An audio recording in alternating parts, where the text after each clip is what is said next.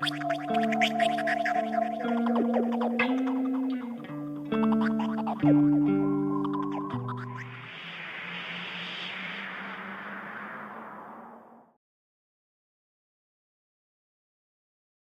tardes. Bienvenidos a un YouTube. Que Más. va a ser un poco así polémico, seguramente. Sí, el título del YouTube de hoy es Redoble. Ahora. Lo masculino. Lo masculino. ¿Qué entienden ustedes por lo masculino? Sí, lo masculino, dícese del varón, del macho, no del hombre. Y digo no del hombre porque se ha usurpado con esa palabra a toda la humanidad, y cuando a veces se habla de la humanidad dicen el hombre es una especie que tal, ¿por qué no dicen la mujer es una especie? Es una imposición, ¿no? Machista. Entonces, por razones obvias, decimos el título, en vez de decir la mujer, ¿no? Que podría ser, y hemos hecho un programa a propósito de lo femenino, vamos a hacer ahora este programa a propósito de lo masculino. Bien, de sobra está decir, pero lo vamos a decir, que las relaciones hombre y mujer están en una situación cada vez más difícil. Y el masculinismo, el machismo, la preponderancia del varón es absolutamente dominante, subyugante. De hecho, tan así es que incluso mujeres, ahora muchas, parecerían más hombres que mujeres. Sí, la mujer en cierta medida ha cogido el camino de equipararse al hombre como un síndrome de Estocolmo, ¿no? Él es el que me maneja, el que me controla, el que me golpea, el que tal. Yo quiero ser como él, ¿no?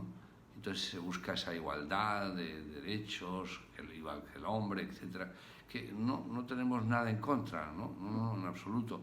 Pero son manifestaciones que no resuelven el problema.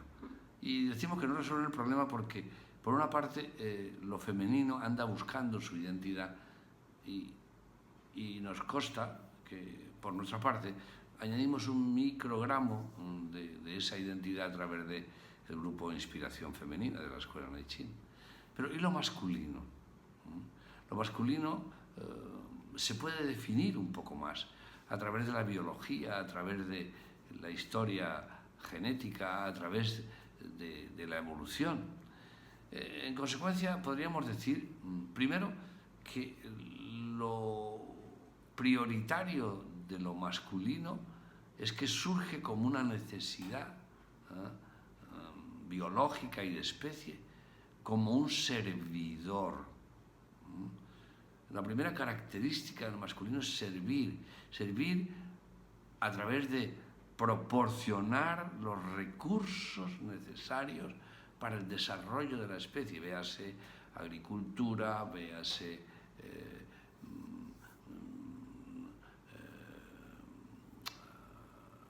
sedentarismo, véase nomadismo. Es decir, él es el que tiene que buscar las posibilidades en base a su servicio para el sustento de la especie. Como servidor, esa es una de las primeras funciones, primera función, ¿no? Pero claro, ser servidor comparado con la actitud que habitualmente tiene el masculino hoy por hoy, bajo estas circunstancias, implica una serie de cambios de muchas actitudes. Sí, por ejemplo, miren ustedes, en muchos países latinoamericanos todavía se pone señora de tal en el pasaporte, Ignacia Rodríguez de Palenque, ¿no? O sea, como una propiedad. Precisamente lo que distingue a lo masculino hoy no es su servicio, porque como servidor, además,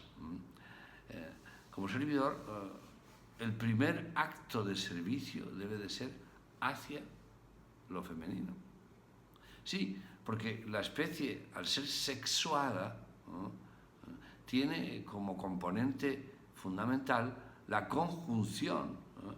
Y puesto que esa especie pasó de ser no sexuada a asexuada como ahora, en la escala de la vida, lo masculino que aparece tiene como misión prioritaria el servicio hacia lo femenino, que es antes que él. Porque el cromosoma Y masculino proviene de un cromosoma X deteriorado. Y probablemente todo surgió, lo sexuado, porque lo no sexuado, lo asexuado, dadas las condiciones del planeta y del universo, no tenía recursos suficientes. Y para buscar recursos suficientes fue necesario generar lo sexual, como somos una especie sexuada. Y para ello se gestó y se fundó ese masculino que incluso si nos fijamos en la Biblia, casualmente, lo que se dice es justo totalmente lo contrario. Es decir, que se crea lo masculino, el I, ¿verdad? Y del I se saca el X. Y es una contradicción biológica flagrante. Es del X se saca el Y. Es al revés. Pero bueno, bien está. No es nuestra función ahora criticar a lo bíblico. Ese es el primer factor, el servicio. El segundo factor que distingue a lo masculino es el respeto. Sí, lo masculino, ¿no?, como los zánganos de una colmena, proporcionan los recursos necesarios para que la reina viva como una reina, y para ello tiene que respetarla de una manera excepcional, cosa que, como sabemos, tampoco ocurre. O sea, el servidor no está, el respeto tampoco está. Segundo factor que distingue la naturaleza de lo masculino. Tercer factor. El tercer factor de lo masculino es la protección, ¿sí? La capacidad de proteger por su estructura muscular, dinámica, etc. Tiene la capacidad de proteger la especie. Claro, pero eso hay que tener un cuidado, Sí, porque por supuesto. eso... Sí, perdona, disculpe que te haya cortado. Efectivamente, algunos se sienten protectores y son tan protectores que atan a la mujer a la pata de la mesa o a sus hijos o cualquier cosa. Proteger significa estar de vigía, de vigilante. Significa estar en vela, de vela, para que lo femenino y la prole se desarrollen adecuadamente, con el respeto previo, con el servicio previo. Tres cosas: servicio, respeto, en vela. Hay más cosas. ¿Qué es lo que a ti como mujer te atrae más de un varón?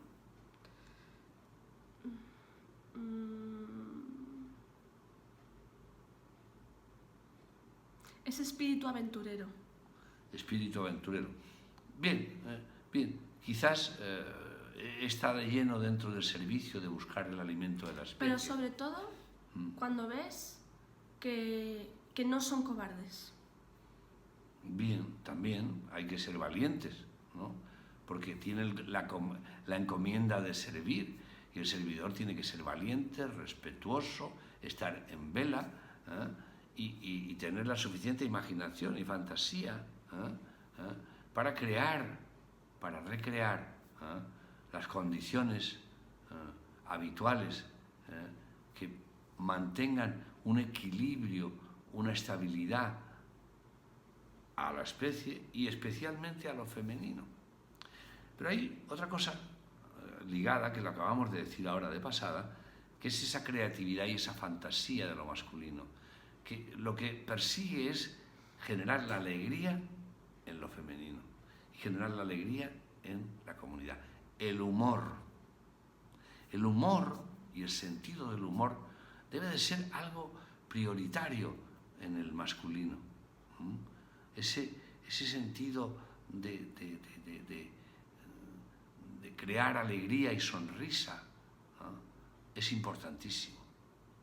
Otro factor importante, muy importante también, es el cortejo. El varón, por excelencia, lo masculino debe de ser cortejante, no seductor. Luego entrará en el juego de la seducción le corresponde a lo femenino. Esto no es absoluto, no, por supuesto que no, por supuesto que no. Pero sí, predominantemente, el varón corteja. Pero si la mujer no quiere entrar en la seducción, se debe de diluir inmediatamente el cortejo por el respeto. Hay una prioridad. Y fijémonos en algo muy simple. Lo femenino es la intermediaria entre la creación y la procreación, ¿no? Y la que facilita la continuidad de la especie. Entonces, ante eso hay una prioridad. La vida funciona en base a prioridades. Y puesto que hay una prioridad por parte de lo femenino, lo masculino se debe de plegar a ello. Y plegar significa adaptarse. No significa ahora que cambiemos los planes y que todo sea feminista y que todos... No. Tenemos que crear una nueva comunidad humana.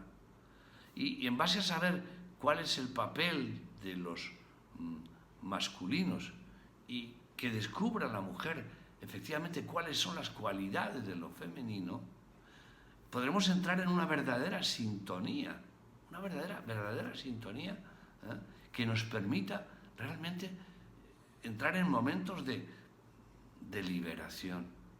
No es suficiente con que ella tenga libertad, yo tenga libertad y ahí nos apañamos. No, lo importante es que ambos, todos, marchemos en un sentido liberador.